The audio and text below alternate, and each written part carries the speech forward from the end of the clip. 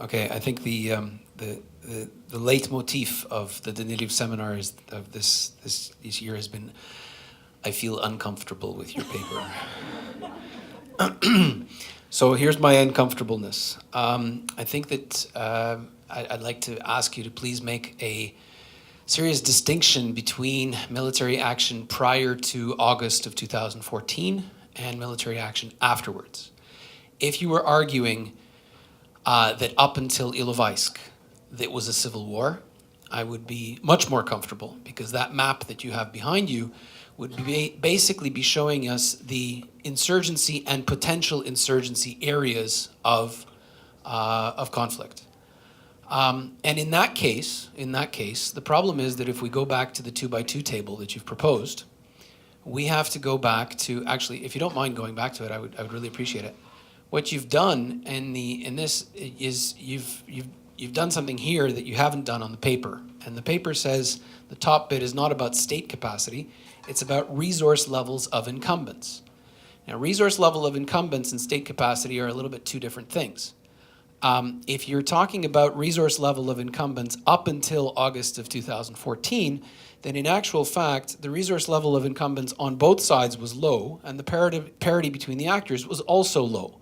So we end up with this strange scenario of a bottom right-hand corner kind of war, which I guess is just plain chaos, which is what was on the ground in the Donbas up until August of 2014. But in August of 2014, the world changed, because this stopped being a civil war. The state capacity became very high because it was a direct intervention from the Russian side. And if we look at what's going on in Ukraine today, we have approximately, according to Inform Napalm, now the question is, do you believe that source? But I believe I do. We have 45,000 armed people on the Donetsk and Luhansk People's Republic side, 15,000 of which are locals, and 30,000 are not locals. They have nothing to do with that particular area, and they don't carry Ukrainian passports, and they are not from that area, nor do they speak the local language, nor do they know the lay of the land. They are imports. Some of them are regular troops, others are not. That stops being a civil war in that case.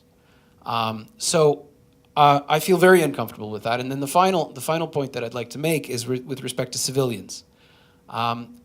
The argument that you make about civilians is about the fact that in a civil war scenario, civilians are targeted, and civilians have are part of they're not combatants, obviously, but they suffer from what's going on. In this particular case, and you mentioned the statement about IDPs. We should be very aware of the fact that the IDPs, there are 1.5 million IDPs registered, but I personally am involved in an IDP project on the ground, and when we go to look for the IDPs, they're not there. Because what they do is they registered in order to get social benefits from the Ukrainian government, pensions and welfare checks, or not welfare checks, but they get them on their bank cards. And then they go back to the Donetsk People's Republic and the Luhansk People's Republic, and they live there and they access Ukrainian pensions using their bank cards. How does that fit into the notion of civil war? It seems to me to be a war between two combatant sides who are not really touching the civilian population, and you can travel back and forth, particularly pensioners. You can travel back and forth because you've got effectively two artillery countries with artillery shooting at each other over some line. That's not a civil war, as you put it very correctly. That's more like a world war or an interstate war, and it has nothing to do with a local separatist conflict. I'll answer the first part of his comments, and then you can address the latter part. If it was straight up 2/3 of current combatants in DNR, LNR, basically territorially Russians, then there's nothing to discuss. It's straight up, or almost straight up, military occupation. I don't think so. Of course, it's impossible to know, but multiple sources of evidence tend to show that past the key battles in August, early September 2014, and then in February 2015, you have that withdrawal, considerable withdrawal, but there's a presence, of course, of territorially Russians, whether of the so-called mercenary or type or regular soldiers. Of course, there is a presence. But it would seem by, again, multiple accounts that there's a sizable, probably majority portion of the combatants are, I would call them territorially Ukrainian, meaning from Ukraine, from Donbas or other areas. Obviously, military command, political commands, clearly there's been a chain of command, very violent actually, and violently done internally, particularly in Luhansk, and we saw recently DNR. There's no question about that. But in as much as you have, again, territorially Ukrainian personnel, there is still a civil component to the war. Because after all, they lived in Ukraine and prior to the conflict. You could say they were political Russians that actually had an opportunity with state incapacitation to actually take up arms and, against Ukraine. Not the majority of the population by any means, actually. The evidence is pretty strong that the overall mobilization was fairly low. But you don't need that many when in the context of a state vacuum to actually make a dent.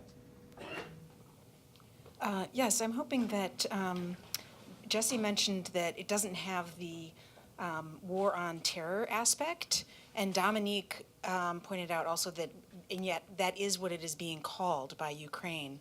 So I wanted for Dominique to speak to what is it that we could make of that labeling of it as an ATO, right, an anti-terrorist operation.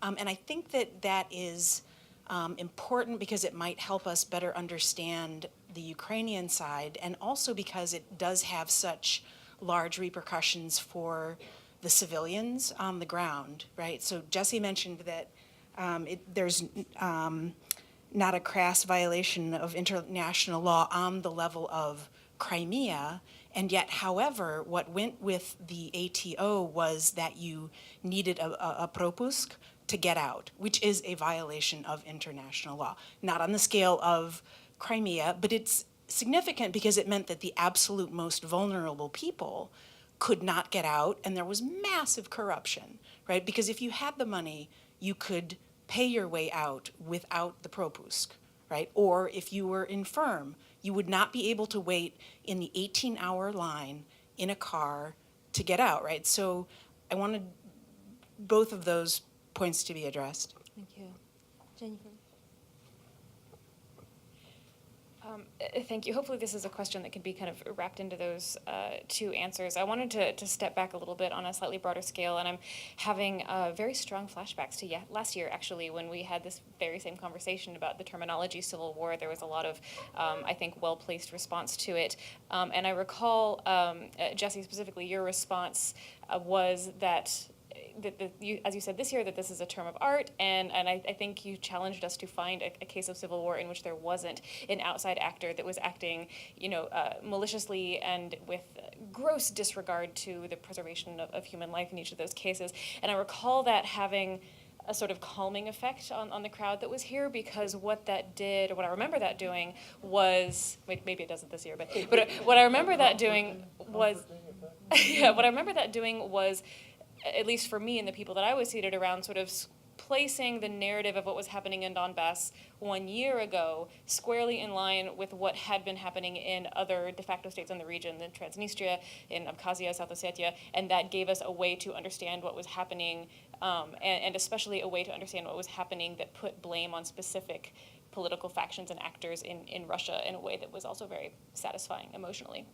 So, so I would ask, I want to harp on your point that this is not Crimea, and I agree with you, I have no comment there, but I think that in addition to Donbas not being Crimea, Donbas also is not Abkhazia, and it is not Transnistria, right? So I was wondering if you could, you've talked about this, but I would like you to put a slightly finer point on it, because there is so much proliferation of theory and writing, and in my sphere of the world, Elizabeth Dunn and Michael Bobick have especially written about how this de facto state pattern is significant, and I agree with them, but also there is difference here. So if you could talk about how the situation is not the same as there, that would be great. Thanks. You know what? I take more questions. Maybe we respond briefly and then another final round. Yeah, we have 7 minutes left and 4 more people asking questions.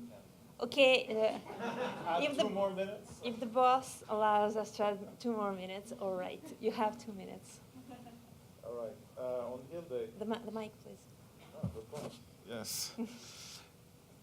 The local guys at the beginning, in February, late February, early March in Donbas, Gubarev and the others, how could they possibly do what they were doing? There must have been other actors.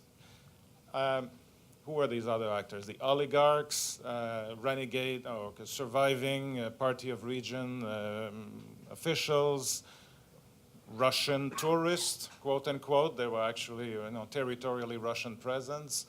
I don't think so, actually. The point I'm trying to make here, well, I'm going to have to back it up decisively, perhaps in the paper. I'm trying to back it up with documentation. But you have state incapacitation. They're able to do these things because suddenly, in terms of law and order, there's no more state. And that's the point. Obviously, they could not stand up to eventually the Ukrainian army without Russia. There's no question about that. It becomes a conventional war, and then with political and military command in Moscow from late August, early September. That's, to us, we're not disputing that. But we still have the question, why couldn't the Ukrainian state reclaim its Donbas emanation, the Donbas regional state? Why couldn't they do that? Why were they incapable of doing that in these 6 weeks? Why was Russia able then to come in, essentially, largely speaking, in a vacuum? We still need to address that. On Greta, why do they call it terrorism? It's essentially to delegitimize your opponent. The opponent, if they're terrorists, you don't negotiate with the terrorist. Terrorists cannot possibly have legitimate claims. Why? Because they're actually and consciously targeting civilians. That's the worst possible operation you can have. So they're terrorists, while, of course, on the pro-Russia and Russian side, they're fascist. So it's delegitimization, it's a strategy, and dehumanization also, because in the agency, we're not interested in who are these terrorists, except that they basically have to be removed. So we're trying to basically take a distance from, again, the use of narrative by states and non-state actors. My question is coming back, but from a slightly different way, and maybe from a place of not as much information as you guys obviously have about civil wars in general. It seems to me that in conventional civil wars, and you've mentioned that often foreign involvement occurs, and in fact, it seems to me that foreign involvement in conventional civil wars is almost a feature rather than an exception. That seems to be the norm. What I'm not sure is the norm, and I'm genuinely asking, is it seems to me that in this case, a lot of sort of operational, strategic types of decisions are maybe not being made locally. And number one, you maybe will correct me and tell me that's not true, and I'm happy to hear that, although it seemed to me that was what Dominique was saying earlier, was that now, much of the high command and a lot of the sort of strategic choices are coming down, are sort of driven from Russia. Is that typical in conventional civil war? Because that, to me, was something I was less familiar with in other examples. That was what seemed to me to potentially be different. So could you talk briefly about that? Very briefly then, 1 minute for each.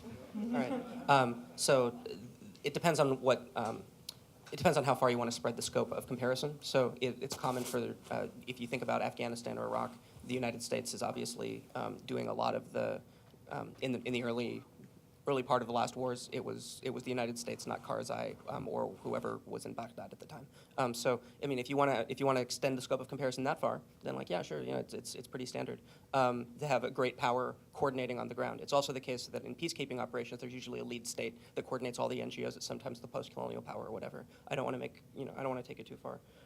Who stopped it and how? I think. The ghost in the machine here is that there's actually Ukrainian state capacity that 1 year ago I was not sure that there was. And neither was Keith, and neither were most people that I talked to last year. It was kind of an open question, and I think it's been empirically answered, and I think that's great.